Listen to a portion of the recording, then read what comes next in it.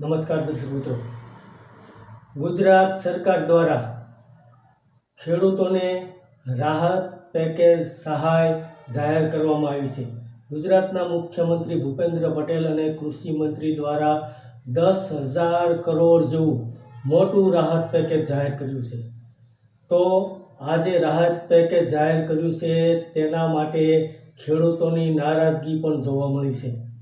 ખેડૂતો એટલા માટે નારાજ થઈ રહ્યા છે કે આપણે આજે રાહત પેકેજ છે તેમની ગણતરી કરીને બતાવીએ તો ખરેખર ખેડૂતોની નારાજગી વ્યાજબી છે।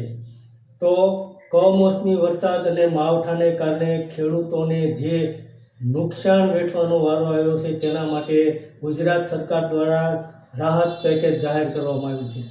તો આ રાહત પેકેજ છે તે 2 હેક્ટરે 44,000 રૂપિયાની સહાય મળવાપાત્ર છે અને 33 જિલ્લાઓ અને 251 તાલુકા અને 16,500 જેટલા ગામડાના ખેડૂતોને આ રાહત પેકેજ મળવાપાત્ર છે। અને ત્યારબાદ પિયત અને બિન પિયત બંનેમાં એક સરખી સહાય મળશે।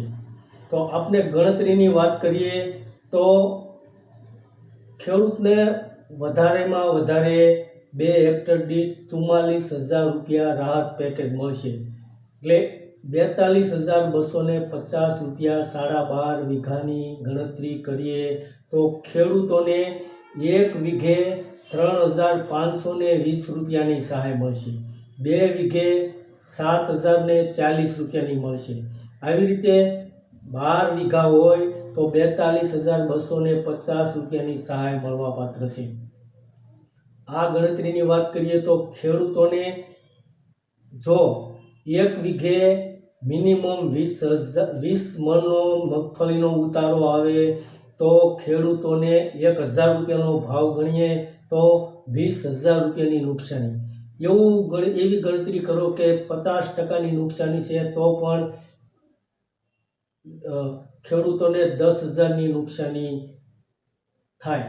પરંતુ 1 વીઘા દીઠ જો 3,520 રૂપિયાની સહાય આપવામાં આવે તો 1 વીઘાએ ખેડૂતોને 20,000ની નુકસાની ગણીએ અને અડધી નુકસાની ગણીએ તો પણ 10,000ની નુકસાની થાય। એમની સામે ખેડૂતોને 3,520 રૂપિયાની 1 વીઘે સહાય મળશે।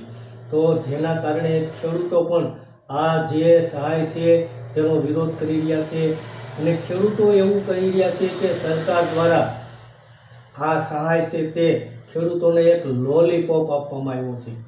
ખરેખર દર્શક મિત્રો, ખેડૂતોની માંગ પણ વ્યાજબી છે। મગફળીમાં આમ ગણીએ તો 100% નુકસાની ગઈ છે અને હાલમાં જે બિયારણ અને ખાતરનો ભાવ વધારો છે તેના પ્રમાણમાં આ સહાય કંઈ પણ ન કહેવાય।